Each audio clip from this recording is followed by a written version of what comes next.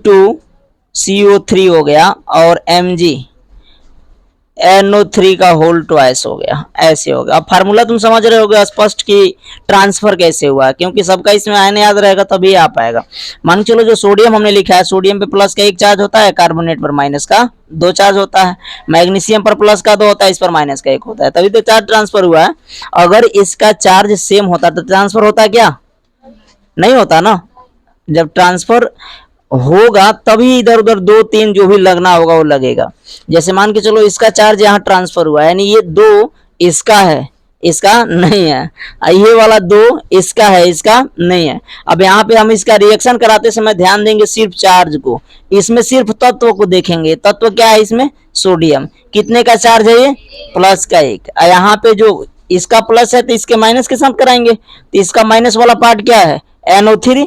NO3 का charge क्या है? माइनस का एक। अब बताओ इसका चार्ज और इसका चार्ज दोनों का मैच कर रहा है कि नहीं मैच कर रहा है? अपोजिट होना चाहिए, मैचिंग में अपोजिट होना चाहिए। तो बताओ ये प्लस का एक है तो ये क्या है? माइनस का एक है। अब जब ये चार्ज ट्रांसफर करेगा या कैंसिल हो जाएगा? ये इसके साथ हमेशा दो रहेगा? नहीं रहेगा, क्योंकि ये बगल साइड वालों का है ना। तो ये Na और क्या हो जाएगा? NO3। तो इसको क्या कर देंगे एक पास, NaNO3। ये चार्ज क्या हो गया? ट्रांसफर हो गया।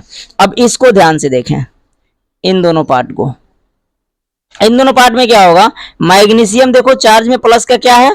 दो है, और कार्बोनेट चार्ज में क्या है? माइनस का दो है। तो क्या दोनों का चार्ज बराबर है ना? तो जब बराबर होगा तो ये क्या कर लेगा? क्लियर हो जाएगा, आपस में एक दूसरे से न्यूट्रल हो जाएगा। तो क्या हो जाएगा? ये MgCO3 हो जाएगा। अब यहाँ पे न्यूट्रल हो गया। अब बात ये आती है कि सर दोनों साइड बराबर नहीं होगा, किसी को समझने में कोई समस्या नहीं ना हुआ? समस्या हुआ किसी को समझने में?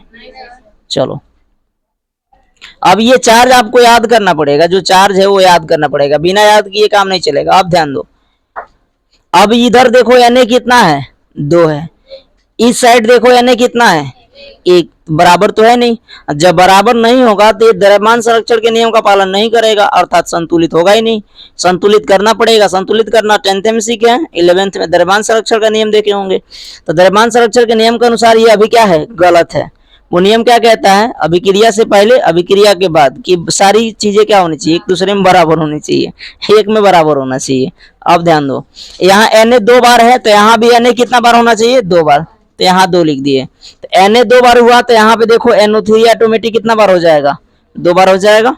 तो यहाँ पे देखो NO3 जो है ये कितना बार है? दो बार है। NO3 यहाँ पे ये दो बार हो गया। क्लियर हो गया? दोनों बैलेंस हुआ कि नहीं हुआ? तो मतलब रिएक्शन को कभी भी देखते समय अधिकतम रिएक्शन में उसके चार्ज को आप देखेंगे, अधिकतम रिएक्शन में उसके चार्ज को देखेंगे। चार्ज को देखने के बाद उसमें क्या करेंगे?